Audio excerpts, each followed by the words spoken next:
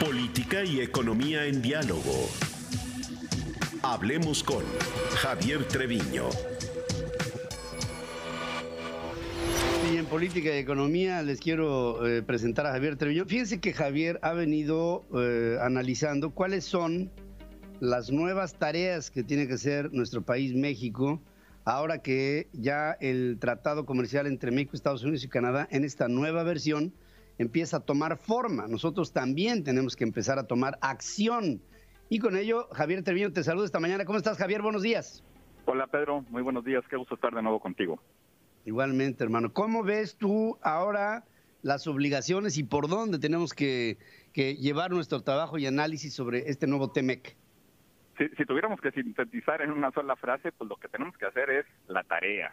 Eso es muy importante. Yo recuerdo, Pedro, 1993, cuando se firmó y aprobó el original del Tratado de Libre Comercio de América del Norte, el NAFTA o el TELECAN. En ese entonces, pues este instrumento se convirtió en realmente en la palanca articuladora de toda la relación bilateral. ¿Y por qué, Pedro? Pues porque nos permitió, por un lado, aumentar la visibilidad de México en Estados Unidos, en América del Norte, la cobertura, aumentar el comercio, aumentar la inversión. Incluso fue el instrumento que nos permitió, al final de cuentas, que pudiera México entrar a la OCDE en 1994. También fue el instrumento que permitió la solución final a la crisis de 1994-1995, aquel paquete de $50,000 millones que se negoció con el presidente Clinton al inicio del gobierno del presidente Zedillo. En fin, fue el motor del crecimiento en América del Norte y también lo que nos permitió pasar de una economía abierta a una política abierta, muy importante, más allá solamente de las cifras comerciales. Entonces, Pedro, el TEMEC hoy, que ya se aprobó en Estados Unidos, falta la aprobación en Canadá, pero seguramente se dará, nos obliga a repensar y a replantear la manera como México se va a organizar para conducir la relación bilateral con Estados Unidos y la relación en América del Norte, sin duda. Pero para poder tener éxito, Pedro, necesitamos, uno, pues mantener la estabilidad macroeconómica, la disciplina fiscal. Eso es fundamental y eso es un prerequisito para que esto pueda funcionar. Sin duda, la aplicación de la ley, el Estado de Derecho, los temas de seguridad son muy importantes para que podamos promover así, ya con las reglas del TEMEC y también con la claridad y certeza de reglas por parte del gobierno mexicano, pues promover la inversión privada para que podamos lograr llegar al 25% del Producto Interno Bruto en inversión, entre inversión pública y inversión privada. Por eso es importante la inversión en infraestructura, la inversión en energía también por parte del sector privado. Esos son temas fundamentales para poder lograr que funcione el TEMEC. Además, tenemos que ordenar la relación entre México y Estados Unidos. Sin duda, el TEMEC se puede convertir de nuevo en un instrumento articulador, pero eso requiere enfoque, alineación, disciplina por parte de los jugadores mexicanos, el gobierno del presidente López Obrador, de cómo se va a diseñar y implementar la política bilateral de México con Estados Unidos. Eso es fundamental. Y ahora sí, Pedro, es importante lo que no se hizo después del TLC-1, es mantener un mecanismo de promoción de México en Estados Unidos con los sectores privados de ambos países. Cuando se aprobó el Tratado de Libre Comercio original, hubo un despliegue importantísimo en Estados Unidos por parte del sector privado de Estados Unidos y el sector privado mexicano para promover la imagen, para promover los temas fundamentales de México en Estados Unidos, que se abandonó.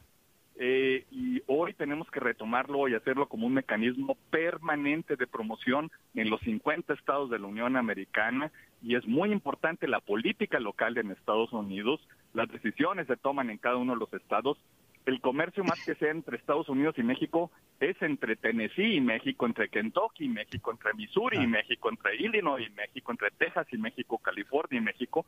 Entonces, el enfoque debe ser el poder ponernos a trabajar en cada una de las entidades de Estados Unidos en la promoción entre el sector privado mexicano y el sector privado de Estados Unidos.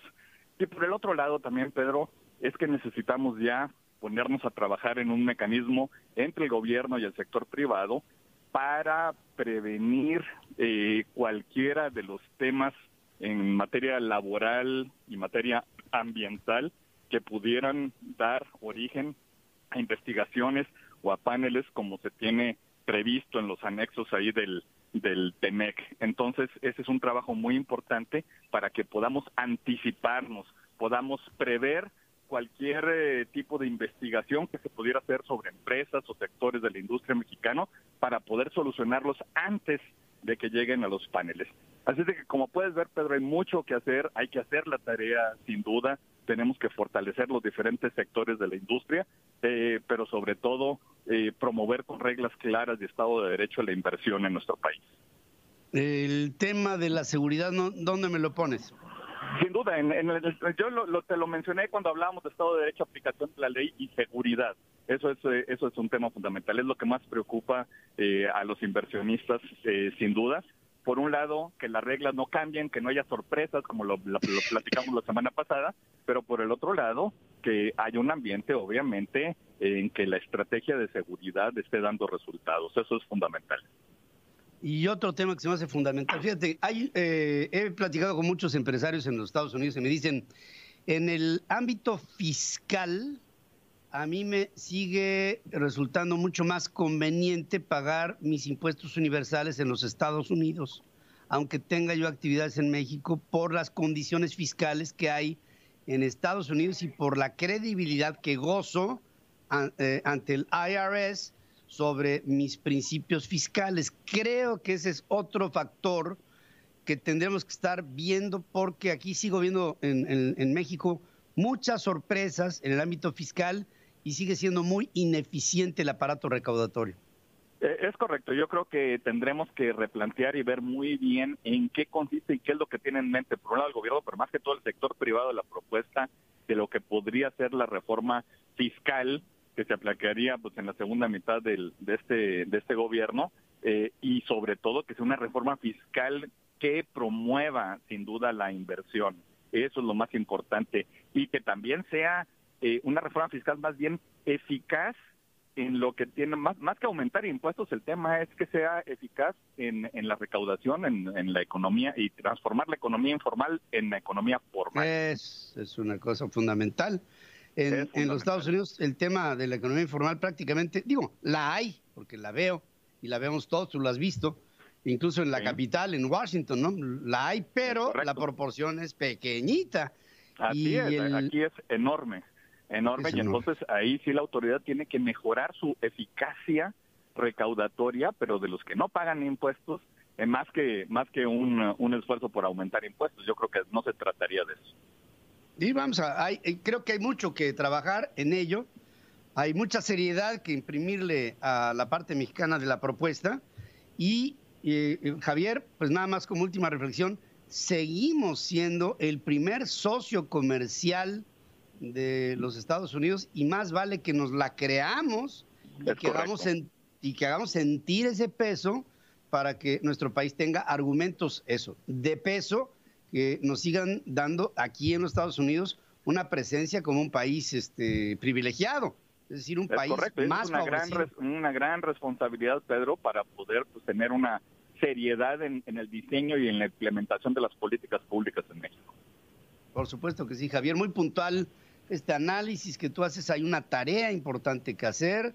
México tiene que formalizar toda su estructura operativa, tanto en el ámbito político, como en el económico, como en el social. Tenemos que crecer en ello y creo que esta es una gran oportunidad para hacerlo. Como siempre, te mando un abrazo, querido Javier Treviño. Igualmente, Pedro, buenos días. Gracias, buenos días. Vamos a hacer una breve pausa.